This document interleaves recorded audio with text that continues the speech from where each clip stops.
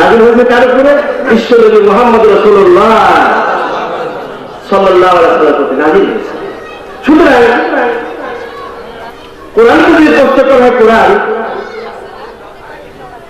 তুমি এই কেতাবটাকে অসম্মানী, লোকের একটা অসম্মানী হিসাবে বারান্দায় রেখে দিয়েছি, তাকের উপরে রেখে দিয়েছি, কিন্তু এই কোরআনটা দিয়ে সমাজ জামাত রাষ্ট্র পর্যায়ে চলছে না আইন, তো তুমি তো অসম্মানী কোরআন নাকি? ব্যাপারটা কি? আমাদের আকীদা এমন হলো কেন? আল্লাহ কালাম জবাব দিচ্ছেন, বিসমিল্লাহির রাহমানির রাহিম,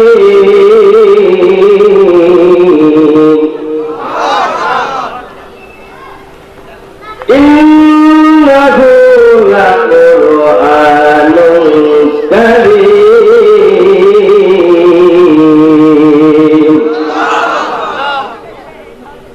পরে কেউ জানিয়েছেন সূরা ওয়াকিয়ার ৭ নম্বর আয়াত আল্লাহ রাব্বুল আলামিন ওয়াজ করতেছেন যে না, এই কোরআনে কারীম আমি আল্লাহ নাযিল করেছি, এটা বড় সম্মানিত কিতাব। সুবহানাল্লাহ। এই কোরআনের মর্যাদা কত বেশি! তাম পৃথিবীর সমস্ত কিছু বিক্রি যদি হাজার কোটি বারও করা যায়, এই কোরআনে একটি মজার একটা হরফের সমতুল্য নাকি হবে না। আল্লাহু আকবার। বন্ধুগণ আমার, এরপরে যদি বলা হয় কোরআনে শোনো, কার পক্ষ থেকে তুমি নাযিল হয়েছ? কোরআনে কারীম জবাব দিচ্ছেন এভাবে করে, তানজিলুম মির রাব্বিল আলামিন।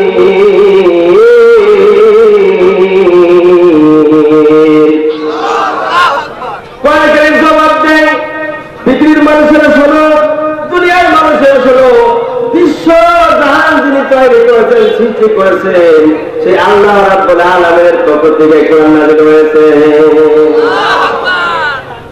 কি আপনারা কি বিরক্ত করতেছেন নাকি? বন্ধুরা আমার, এরপরে যদি বলা হয় কোরআনটা শোনো, তুমি কোন জায়গায় ছিলে, কোথা থেকে এসেছো? আল্লাহর কালাম জবাব দিচ্ছেন সূরা ফুরকানের 22 নম্বর আয়াতে আল্লাহ পাক বলেছেন, ফি লাউহিম মাহফুজ।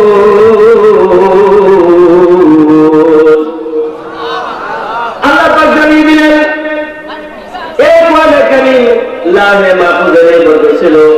বান্দার বিশেষ কাম করবে, বান্দার বিশেষ প্রয়োজন যখন যেটা দরকার হয়েছে, সেই অনুযায়ী আল্লাহ রাব্বুল আলামিন কোরআন নাযিল করেছেন। সুতরাং ওই কোরআন কার উপরে নাযিল হলো? কোরআনটি যার উপরে কোরআন নাযিল হয়েছে তার চরিত্র কি রকমের? কি কথা বলেন, কথা বলেন। যার উপরে কোরআন নাযিল হয়েছে তার চরিত্র কেমন? আর যার উপরে কোরআনে কারীম নাযিল হয়েছে তার চরিত্র আসলে ভালো না মন্দ, সার্টিফিকেট কোরআন দিবে, ভালোভাবে দিবা।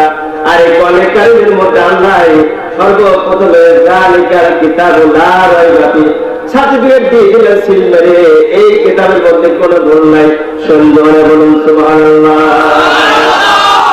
কোরআনে কারীম জবাব দিচ্ছেন, ওয়া ইন্নাকা লাআলা খুলুকিল আযীম। আল্লাহু আকবার। ওহে নবী, আপনি মুহাম্মদ গোত্রের অধিকারী, আপনাকে আমি আল্লাহ নেতা বানায়া করা দিলাম, চরিত্র দিয়ে আমি আল্লাহ আপনাকে দুনিয়া করা দিয়েছি। কার কথা? কার কথা? আল্লাহ পাক জানিয়েছেন। কোরআন যদি প্রশ্ন করে কোরআনে শোনো, পয়গম্বরকে রাব্বুল আলামিন আমাদের উপরে কোন দায়িত্ব দিয়েছেন? নেতার দায়িত্ব না কাটার দায়িত্ব দিয়েছেন। এই দুনিয়ার কোন মানুষকে নেতা মানবো নাকি পয়গম্বরকে নেতা মানবো? কোরআন দেখে জবাব দেবে কি? কোরআনে কারীম জবাব দিচ্ছেন, কুল ইয়া আইয়ুহান নাসু ইন্নী রাসূলুল্লাহি ইলাইকুম জামিআ।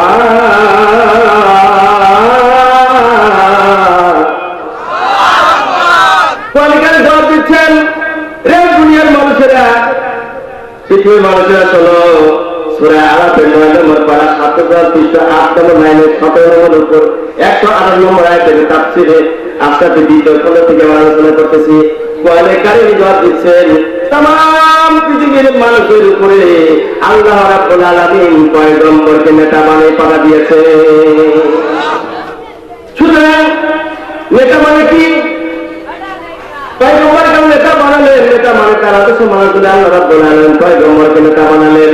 আদর্শ আকারে স্বভাব চরিত্র দিয়েই প্রমাণ করে তিনি একজন নবী পয়গম্বর, যার মতো স্বভাব চরিত্র পৃথিবীর কোন মানুষের নাই। আল্লাহু আকবার।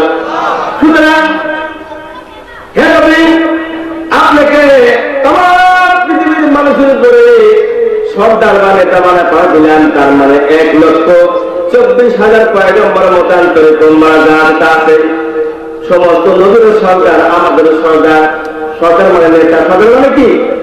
জোরে বলেন, সরকার মানে? আর মনে মনে ভাবি না যে আজকে যাদের প্রধানমন্ত্রী আমার নাম সরকারি সরকারি সরকার, তার না ভাই না, এই সরকার হলো জনাবি মুহাম্মদ রাসূলুল্লাহ সাল্লাল্লাহু আলাইহি ওয়াসাল্লাম। আল্লাহু আকবার। ভাই আমার, এবার যদি বলা হয় কোরআনে শোনো, তুমি যে तमाम পৃথিবীর জন্য এই জগতে এসেছিলে, আল্লাহ রাব্বুল আলামিন তোমাকে পাওয়া দিয়েছেন। তবে শোনো কোরআন রে, আল্লাহ রাব্বুল আলামিন তোমাকে পাওয়া দিয়েছেন, জগতের বুকে নাযিল করেছেন। তোমার মধ্যে এত সুন্দর সুন্দর মজার মজার কথা রয়েছে, মজার মজার কথা রয়েছে। সেই কথাগুলি এই পৃথিবীর মানুষদেরকে জানা দেওয়ার জন্য আলেম ওলামা দেওয়ার দরকার হয়েছে। পয়গম্বরের পরে কিয়ামত পর্যন্ত আলেম ওলামা দেওয়া যাবে, কিন্তু এই কোরআনের বাণী কেউ বন্ধ করতে পারবে না। কারণ পূর্বের যত পয়গম্বর ছিল, সমস্ত পয়গম্বরের মধ্যে ছিল যে মুজিজা আল্লাহ রাব্বুল আলামিন দিয়েছিলেন, নবী শেষ, মুজিজাও শেষ হয়ে গেছে। হযরতে আমার ভাই মুসা আলাইহিস সালাম লাঠি দিয়ে জমিনের উপরে আঘাত করলে জমিনে সাপ হইতো, পানির উপরে আঘাত করলে পানি দ্বিখণ্ড হয়ে রাস্তা হয়ে যেত। আল্লাহু আকবার। ভাই আমার, হযরতে ঈসা আলাইহিস সালাম ছিল হরিণ তৈরি করে নতুন হাতে দিয়ে আবার হরিণ তৈরি করতে পারবেন। আল্লাহু আকবার। মৃত ব্যক্তিকে কবরের থেকে চলিয়া বলে কুমবি ইসমিল্লাহ, হে কবরবাসী, আল্লাহর হুকুমে বলছি মৃত তুই জিন্দা হয়ে ওঠ। সঙ্গে সঙ্গে জিন্দা হয়ে খাওয়া হবে। এখন আর যত মানুষ কুমবি ইসমিল্লাহ বলবে, কারণ কোথায় কবর থেকে কোনো মায়া করবে না। কারণ ঈসা নবী দুনিয়া থেকে চলে গেছে, মুজিজাও শেষ হয়ে গেছে। সুতরাং আল্লাহ রাব্বুল আলামিন সুলাইমান আলাইহিস সালামকে মুজিজা দিয়েছিলেন। তিনি তক্তার উপরে চড়তেন, হাওয়ায় চলতেন, লক্ষ লক্ষ মাইল তিনি অতিক্রম করে আবার সন্ধ্যার মধ্যে বাসায় পৌঁছাতে। হযরতে সুলাইমান আলাইহিস সালাম দুনিয়া থেকে বিদায় হয়ে চলে গেছে, তার মুজিজা শেষ হয়ে গেছে পর্যন্ত। কিন্তু আমার আপনার পয়গম্বরের মুজিজা, সেই মুজিজার নাম হলো কোরআন। তেলাওয়াতে কালাম, তেলাওয়াতে কোরআন। বলুন মারহাবা। আল্লাহ রাব্বুল আলামিন পয়গম্বরকে যে মুজিজা দিয়েছেন সেটা হলো কোরআন। এই কোরআনের মুজিজা শেষ হবে না, কতদিন পর্যন্ত চলবে? যতদিন পর্যন্ত সূর্য উঠবে আর পশ্চিমে ডুববে, ততদিন পর্যন্ত এই মুজিজা চলবে। আমার ভাইরা, সেই জন্য আল্লাহ সুবহানাহু ওয়া তাআলা তিনি জানা দিয়েছেন বিসমিল্লাহির রাহমানির রাহিম। আলিফ লাম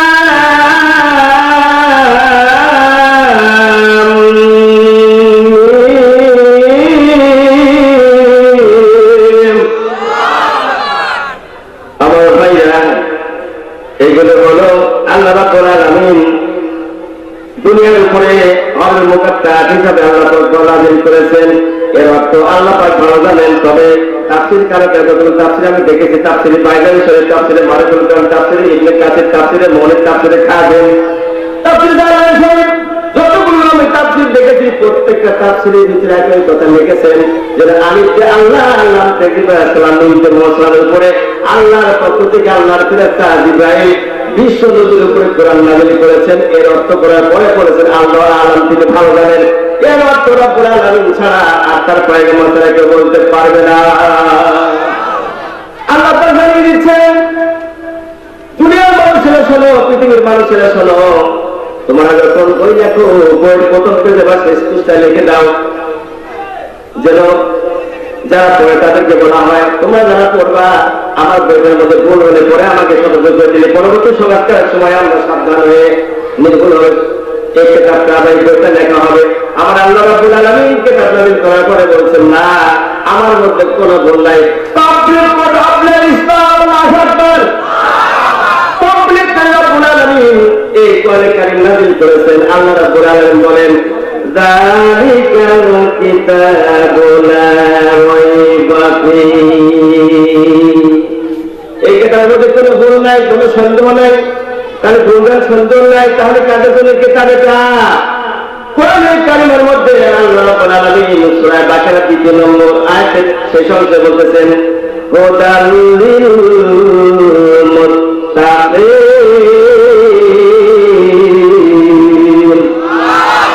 আল্লাহ জানিয়ে দিচ্ছেন এটা মুত্তাকিদের জন্য এই কিতাব। অন্য কোন মানুষের জন্য আমি আল্লাহ কিতাব নাযিল করিনি। এই কিতাবের জন্য মুত্তাকিদের তারাই হলো কিতাবের অধিকারী। আল্লাহু আকবার। itu kan dari la ilaha illallah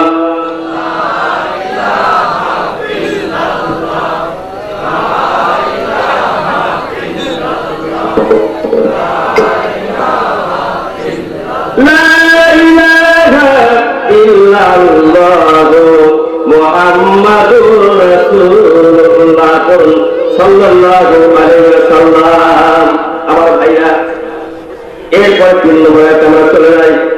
আল্লাহ পাক কি বলে আছে থেকে শুনে, আল্লাযীনা ইউমিনুনা বিল গায়বি ওয়া ইউকিমুনাস সালাতা ওয়া মিম্মা রাযাকনাহুম ইউনফিকুন। আল্লাহ পাক জানিয়ে দিলেন, বান্দা শোনো, আল্লাযীনা ইউমিনুনা বিল গায়ব। গায়ব তিনি বলেন আল্লাহ, তিনি কে? গায়ব মানে যারা অদৃশ্য বস্তু। আমার ভাইরা তাকে বলা হয় গায়ব। আমার বন্ধুগণ যারা অদৃশ্য বস্তুর প্রতি বিশ্বাস স্থাপন করেছে, অদৃশ্য কারা? অদৃশ্য হলো আল্লাহ। অদৃশ্য কে? আল্লাহ দেখা যায়, বেঁচে দেখা যায়। কথা বলেন, কথা বলে। জাহান্নামকে দেখা যায়, বাতাস দেখা যায়, শীতকে দেখা যায়।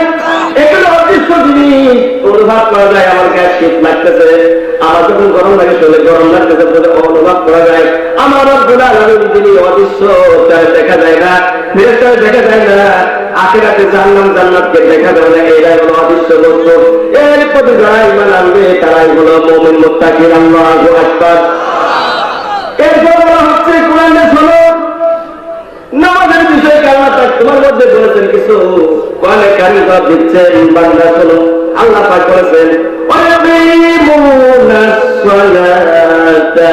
আল্লাহ রাব্বুল আলামিন বলেন ওই মুমিনরা সালাত আদায় করবে। মুমিনরা কি করবে? সালাত পড়ে নামাজ, নামাজ, নামাজ, নামাজ, নামাজ আদায় করবে মুমিনরা। ওই মুমিনরা এই কিতাবকে বিশ্বাস করে, তাদেরকে বিশ্বাস করে না। নামাজ, নামাজ, নামাজ। পয়গম্বর নামাজ পড়তে পড়তে পয়গম্বরের 2টা পাও মোবারক খুলে গেছে। আমাদের আয়েশা সিদ্দিকা রাদিয়াল্লাহু তাআলা আনহা হাদিসের কথা আমি শুনে দিচ্ছি, সহিহ হাদিস। আমাদের আয়েশা সিদ্দিকা রাদিয়াল্লাহু তাআলা আনহা বর্ণনা করেছেন, আল্লাহর নবী আখির জামানের পয়গম্বর জাহানের বাদশা নবী মুহাম্মদুর রাসূলুল্লাহ সাল্লাল্লাহু আলাইহি ওয়াসাল্লাম, যার আগে গুনাহ নাই, পরেও গুনাহ নাই, সেই পয়গম্বর রাতের গভীরে উঠিয়ে নামাজের কাতারে দাঁড়াবে, এত লম্বা লম্বা সিজদা করতেন, রুকু করতেন। আমি মাঝে মধ্যে মনে করতাম আল্লাহর পয়গম্বর রুকু অবস্থায় মনে হয় পড়ে পৃথিবী বাইরে চলে গেছে। নবীজি এত লম্বা সিজদা করতেন, আমার চোখের কোনায় পানি এসে যেত। পয়গম্বরের পায়ের উপরে একটু সিমটি কাটতাম, পয়গম্বর পাতা লড়া দিয়েছে, তখন আমার মনে হয়েছে পয়গম্বর এখনো দুনিয়ায় জীবিত আছে। আমার ভাইয়ের সাহাবায়ে নামাজ পড়েছেন।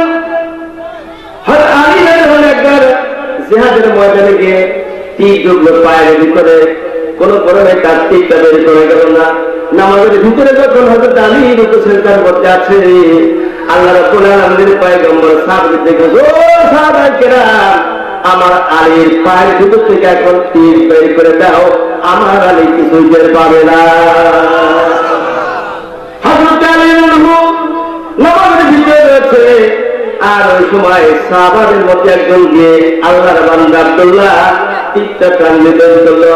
হযরত আলীকে নামাজের পরে জিজ্ঞাসা করলো, ভাই আলী, তীরটা তোমার পায়ে দেখলাম কোথায় গেল? কিছুই জানি না। আল্লাহু আকবার। এই হলো নামাজের ভালোবাসা, মহব্বত পয়দা করতে হবে অন্তরের ভিতরে। নামাজ পড়লে তো হবে না, নামাজ পড়ে সুদ খায়, ঘুষ খায়, দুর্নীতি অর্থ দিয়ে পাপা থাকবে, ছেলে খাটে ভেজাল দেওয়া, মা সমস্ত গুনাহ কবিরার মধ্যে ডুবে থাকতে পড়ে তার নামাজ নয়, ওই নামাজ লোক দেখো নামাজ। ভাই আমার দুর্নীতি অর্থনীতি অবসর জমিনে খাটে ভেজাল দেওয়া, সব বন্ধ করতে হবে। কার কথা? আল্লাহ রাব্বুল আলামিন তাই কোরআনে কারিমের মধ্যে বলেছেন, নামাজ নামাজ নামাজ কায়েম করো। কায়েমের একটা অর্থ আমি আপনাদের সম্মুখে জানাই দিচ্ছি। আল্লাহ রাব্বুল আলামিন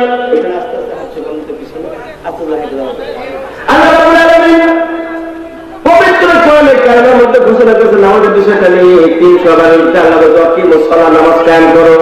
আর 300 বার উঠতে আল্লাহ পাক বলেছেন এই কথাটা, আকিমুস সালাহ আকিমুস সালাহ। আর 300 বার পরে বলছে আকিমুস সালাহ ওয়াতুজ যাকাত, নামাজ কায়েম করো, যাকাত আদায় করো। কার কথা? সে নামাজ সাহাবায়ে কেরাম মসজিদে নববীর বারান্দায়, কারোর পেটে ভাত নাই, কারোর খাবার নাই, কারোর আত্মস্বজনেরা দেখতে আসে না। আত্মস্বজন, আপন বাপ মা বোন সকলকে বাদ দিয়ে বিশ্ব নবীর কদম মোবারকে লুটে করে একদল গোলাপ ফুলের দল রসুলের কদম মোবারকে এসে পয়গম্বরকে ভালোবেসে নিজের জীবন জৈবন রক্ত সব কিছু দিয়ে তারা বিলামে আল্লাহর জান্নাতে পৌঁছায় গিয়েছে। আজকের মাহফিলের যুব সমাজের মাহফিলের যুবকেরা শোনো, তোমাদের মধ্যে তরুণ, তোমাদের মধ্যে যুবক, সাঁত্রিশ বছরের ইসলাম গ্রহণ করেছেন, 27 বছরের ইসলাম কবল করে হযরত ওমর ইবনে খাত্তাব রাদিয়াল্লাহু আনহু, 8.5 বছর ইসলাম কবল করে হযরত আলী রাদিয়াল্লাহু আনহু। এই সমস্ত তরুণ সাহাবায়ে কেরামেরা নামাজের ভিতরে যখন দাঁড়া থাকতেন, ক্ষুধার্ত যন্ত্রণায় ছটফট করতেন মসজিদে নববীর বারান্দায়। পেটের ক্ষুধা, পেট ভর্তি ক্ষুধা, আহার নাই, পেটের সঙ্গে পাথর বেঁধে বেঁধে সাহাবায়ে কেরাম থেকে ছেড়ে কেউ না রুকুতে গিয়েছে পেটে পাথর বেঁধে, কেউ না সেইটা গিয়েছে পেটে পাথর বেঁধে, কেউ না মাটির উপরে উপর হয়ে কাঁদতেছে, বলছে আল্লাহ আমাদের দুর্দি কবে কাঁদবে জানি না। ইসলাম কবুল করার অপরাধে আমাদের বাপ আত্মস্বজন বাড়ি থেকে বের করে দিয়েছে। তোমার পয়গম্বরের কাছে এসে যারা হয়েছে আল্লাহ একটু খাই নিয়েছি, মালিক রে ক্ষুধার যন্ত্রণায় তো থাকতে পারি না। গভীর রাত্রিতে পয়গম্বর নামাজ পড়ার জন্য মসজিদে নববীর বারান্দায় যখন চলে গিয়েছে, মসজিদে নববীর বারান্দায় যখন পয়গম্বর যায়, সাহাবায়ে কেরাম যখন সালাম জানায়, সাহাবায়ে কেরাম যাদের পেটে পাথর ছিল, যাদের পেটে পাথর নেই, সে যার উপরে গিয়েছিলেন, যে সমস্ত সাহাবায়ে কেরাম মাটির উপরে কাঁদতেছিল, আল্লাহ বাপকে হারাইছি, মাকে হারাইছি, ভাই বোন আপনজন সকলকে বাদ দিয়ে তোমার নবীর কদম মোবারকে হাজির হয়েছে। আল্লাহ যে পয়গম্বরের কদম মোবারকে হাজির হয়েছি, ওই পয়গম্বরের আল্লাহ কদম মোবারক যেন আমরা ছাড়ি নাই, জীবন চলে যাক যাক, ঈমান যেন অটল থাকে। আল্লাহু আকবার। নবীর পবিত্র চেহারার দিকে ক্ষুধার্ত সাহাবায়ে কেরাম যখন চাইছে, সঙ্গে সঙ্গে সমস্ত ক্ষুধার্ত সাহাবাদের ক্ষুধা নিবৃত্ত হয়ে গেছে। ও বীর মুসলমান মুজাহিদিরা, আজকে মুসলমানদের বলতে চাই, এই নামাজ পড়ার জন্য, দিন কায়েমের জন্য যদি রক্ত দেওয়া লাগে দিতে হবে, জান দেওয়া দিতে হবে, অর্থ দেওয়া দিতে হবে। যদি আল্লাহ দুনিয়াতে বিদায় হওয়া যায়, আল্লাহ পাক তাকে সরাসরি আল্লাহর জান্নাতে পৌঁছায় দিবে। আপনার অসুবিধা পাইবেন তো? কারণ হাজির দেখা নাকি লিল্লাহি তাকবীর, লিল্লাহি তাকবীর। আর কোরআনে আলো, আর হাদিসে আলো, লিল্লাহি তাকবীর। আমার নেতা তোমার নেতা বিশ্বনবী মুস্তাফা, মারহাবা বলেন, মারহাবা। ভাই আমাদের করে নামাজের পর রব্বুল আলামিন জানা দিলেন ومما رزقناهم ينفقون الله أكبر আমরা রিজিক দিয়েছি তার দিকে আমার রাস্তা ব্যয় করো।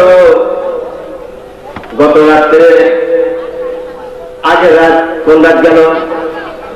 হ্যাঁ, ভালো মনে রাখতে দেখতেছি। গত রাত্রে আগে রাতে 5:30 রাত গেল। ছেলেরা নেতাদের কাজ গেল, নেতাদের কাছ থেকে 5,000, 10,000, 50,000 টাকা পর্যন্ত নিয়ে আসছে। আমি আমার কানে আসছে 1 লক্ষ টাকা পর্যন্ত নেতা দিয়েছে 5:30 এই রাত্রি উদযাপন করার জন্য। সেখানে সারাদিন ছেলেরা গান গেল, আটজন বারজন পেল, সারে গামা পাতা নিষেধা দেখালো, নানা বাবা পেল। আর ছেলেরা সেখানে গিয়ে বসে বসে জমের মতো লাল পানি খাইলো, কথা বললে গেল। লাল পানি খায়, সাদা পানি খায়, চোখ বড় বড় করে পুনি করতে করতে যান। এটা বলেন নেতা আমার কথা বলেন, কথা বলেন। এ সমস্ত নেতা নয়, এরা হলো খেতা। নেতা হলেন তিনি যিনি মুহাম্মাদুর রাসূলুল্লাহ সাল্লাল্লাহু আলাইহি ওয়াসাল্লাম পালন করা যাবে না। ও তরুণ যুবকেরা শোনো, আল্লাহর পয়গম্বর 3 শ্রেণীতে চুল কেটেছেন। তার মধ্যে তোমরা যেভাবে চুল কাটো মনে হয় চুল কাটা মনে হয় যেন তোমরা ব্রাজিলের লোক। কথা বলো, কথা বলো। ওরা ব্রাজিল পাতি, ওদের দিকে তাকানো যায় না, এদিকে নাই এদিকে নাই এদিকে নাই, এমন ভাবে চুল কাটায় দেখলে পরে মনে হয় খাওয়া, দেখলে মনে করে খাওয়া। ও দাঁড়ালে পরে ওর মাথার উপরে আমি ডিম পারে বাচ্চা উঠাবো। কথা বলে, কথা বলে। ও বীর মুসলমান মুজাহিদেরা, আমরা মুসলমানের সন্তান, আমাদের সবখানে আল্লাহু আকবার স্লোগান থাকতে হবে, আল্লাহু আকবার সবখানে ছাপ থাকতে হবে। আল্লাহ রাব্বুল আলামিন ছাপ দিয়ে রাখতে পারি। কিয়ামতের দিন মুসিবতের সময় আল্লাহ রাব্বুল আলামিন বলেন ওয়ালা, আল্লাহ পাক বলেন ওয়ালা খাউফুন আলাইহিম ওয়ালা হুম ইয়াহজানুন। আল্লাহ রাব্বুল আলামিন বান্দার জীবনের গুনাহ মাফ করে দিবেন। আর আল্লাহ পাক তারে কোনো চিন্তা টেনশন করে দিবেন না, দিনে হিসাবে আল্লাহ পাক তারে জান্নাত দান করে দেবে। আর যদি আল্লাহ রাব্বুল আলামিন বলেছেন নেতা মানো আমার বন্ধুকে, কাকে? রাসূলকে। কাকে? নবীজিকে। সবাই বলেন কাকে মানতে হবে? নেতা। আরো আপনাকে নোটিস করবি, নেতা কাকে মানতে হবে? নবীজিকে নেতা মানতে হবে। নবীজি আমাদের পয়গম্বর, তিনি নেতা, সমস্ত পয়গম্বর নেতা, আমাদেরও তিনি নেতা। কোন খেতা কখনোই নেতা হতে পারে না। নেতার আদর্শ পুরীর মতো পবিত্র হতে পারে না। পুরীর মতো পবিত্র ওই লোক থেকে বলা যায় যার সাথে থেকে চল আল্লাহ রাব্বুল আলামিন কোরআনে কারিমের মধ্যে দিয়েছে। শুনেন, নবীজিকে আদর্শ টিকিয়ে রাখার জন্য আপনাকে অর্জুন গোসল, নামাজ কালাম, কোরআন তেলাওয়াত, হাদিস শরীফ তেলাওয়াত যা কিছু করতে হয়। নিজে না জানলে আলেম ওলামার কাছে যান, সেখান থেকে যায় না। হক্কানি পীর মাসায়ের কাছে, সেখান থেকে যায় না।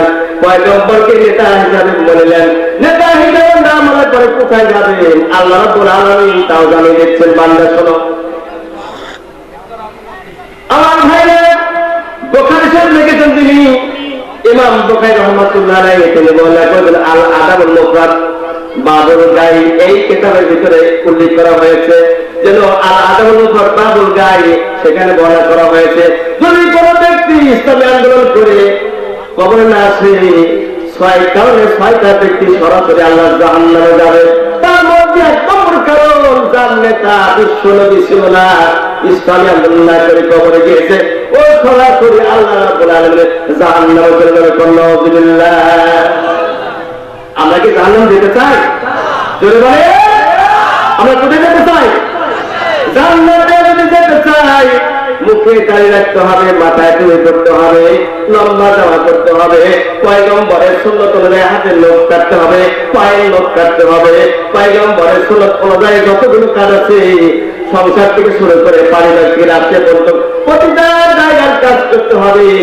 আন্দোলন করতে গেলে পরে আন্দোলনকারীকে টিকিয়ে রাখার জন্য দলকে টাকা পয়সা ব্যয় করতে হবে। তাহলে পরে আমাদের এই ঠিক হবার কোনো মানে হবে না, কোনো কাজ হবে না। আমার ভাইরা, কি আমার রাস্তায় ব্যয় করো, সেই রাস্তায় কি তরুণ যুবকেরা ইসলাম শোনার জন্য, কোরআন শোনার মুসলমান, কোরআন শোনার পাগল পাক জিজ্ঞাসা করলাম, ছেলেরা তোমরা কয়জন আছো? কয় হুজুর আমরা রয়েছে 10 জন তরুণ ছেলে যুবক, আর 2 জন বড় ভাই রয়েছে, এই 12-14 জন মিলাইয়া এই যুবক সমাজ মিলাইয়া আজকে তাফসীর কোরআন মাহফিলের আয়োজন করেছি। আল্লাহ যেন যুবকদের, যুবক হযরতে আলী রাদিয়াল্লাহু সঙ্গে জান্নাতুল ফেরদাউস দান করে বলি আমিন। বন্ধুগণ, আল্লাহ তাআলা জানিয়েছেন ওয়াল্লাযীনা ইউমিনুনা বিমা উনজিলা ইলাইকা ওয়া মা উনজিলা মিন ক্বাবলিক ওয়া বিল আখিরাতি হুম ইউকিনুন।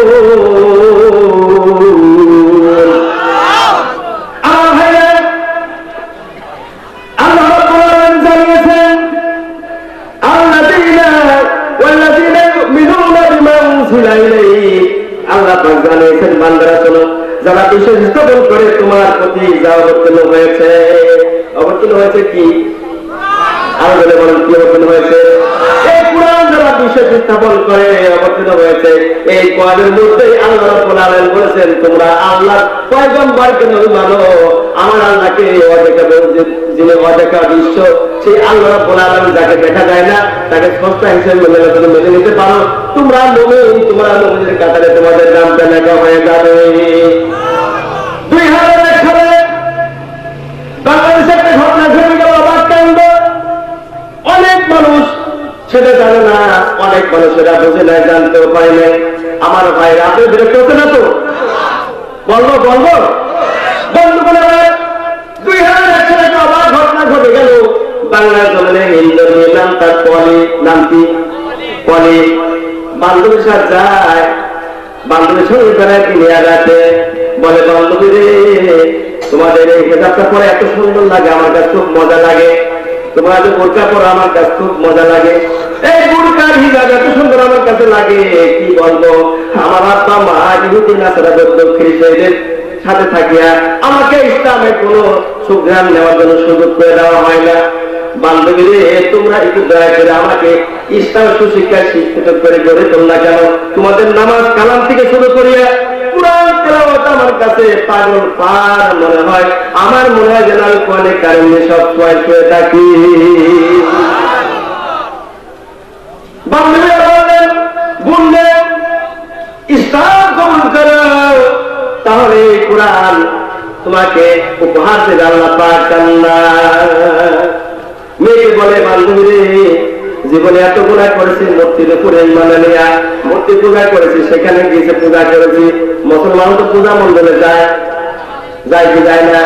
কয়েক বছর আগে এখানে মূর্তির পূজার মূর্তি মন ভেঙে মানুষ পড়ছে কি পড়ে নাই, নাটকের বছর পয়সা না কয়েক বছর আগে। এই মনে হয় আপনার পেয়ার আছে, মনে করে শুধু জানে না কিছু, না সব জানি। এখান থেকে লা ইলাহা ইল্লাল্লাহ, লা ইলাহা ইল্লাল্লাহ,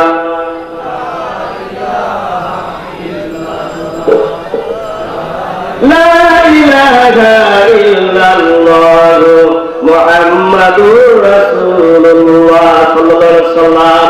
তাহলে ভাইরা যারা আশেপাশে দাঁড়িয়ে আছেন, মেহরবানি করে আমাদেরকে ভিতরে কিছুটা জায়গা খালি এখন আছে, আপনারা ভিতরে চলে আসুন। আমি আলোচনাটা এখন শুরুই করি না, কেবল মাত্র উঠলাম, শুরুতে এখনো করি নেই। আপনারা যারা বাইরে আছে ভিতরে চলে আসুন, অল্প সময়ের মধ্যে ইনশাআল্লাহ আমার আলোচনা থেকে ফিরে যাবেন ইনশাআল্লাহ, বলি ইনশাআল্লাহ। বন্ধুগণ, হিন্দু মেয়েটির নাম বলি, বান্ধবীকে দেখে বলে, বান্ধবী রে কোরআনটা আমার ভালো লাগে, হেজাবটা ভালো লাগে, বোরকাটা ভালো লাগে, আমাকে তুমি যদি বোরকা পড়া শিখাও, হেজাব পড়া শিখাও, আমাকে তুমি কোরআন পড়া শিখাও, আমার জীবনটা ধন্য হয়ে যাবে আমি মনে করবো।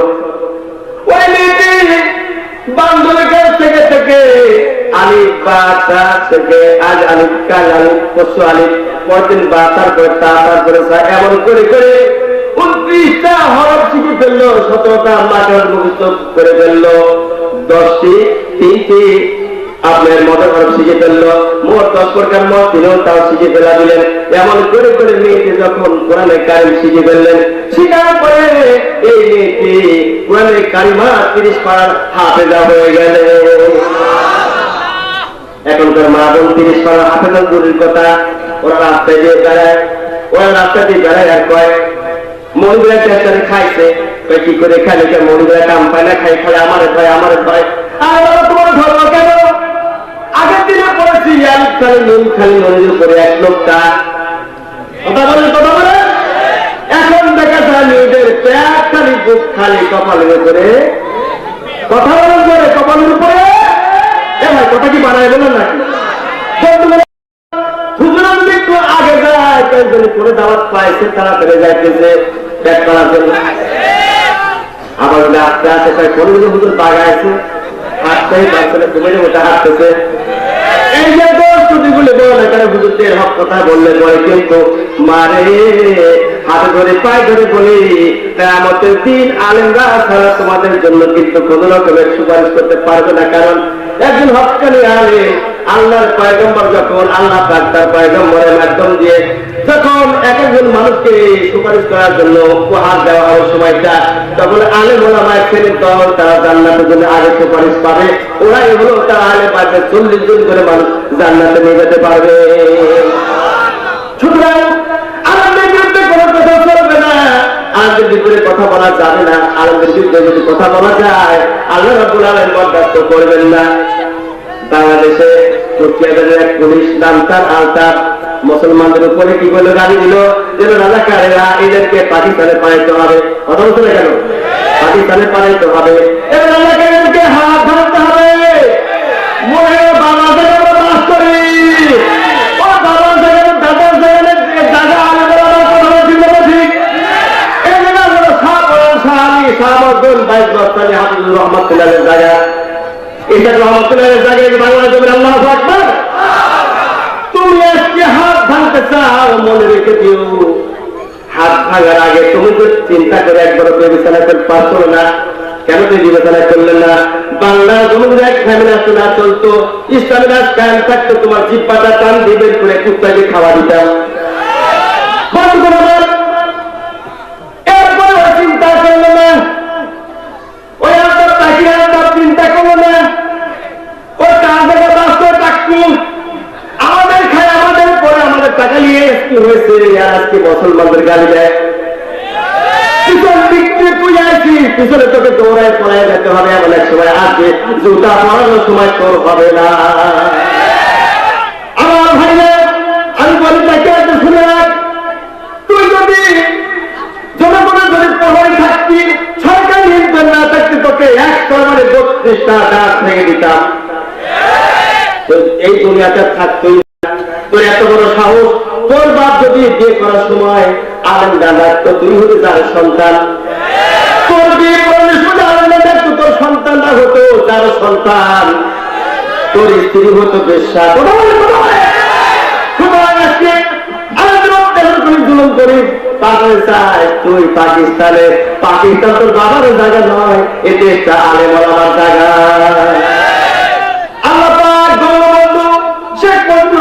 জান্নাতবাসী বলি আমিন। লোকটি আলেমদেরকে ভালোবাসতেন, মহব্বত করে গেছেন, জান্নাতে আমাদের কবুল করে বলি আমিন। বঙ্গবন্ধু শেখ মুজিবুর রহমান সাহেব আলেমদেরকে ব্যাপারে বলেছেন, খবরদার আলেমদের সঙ্গে বেয়াদবি করো না, গালিগালাজ করবে না, আলেমদের সম্মান দিয়ে তুমি চলিও। আর তুমি কত বড়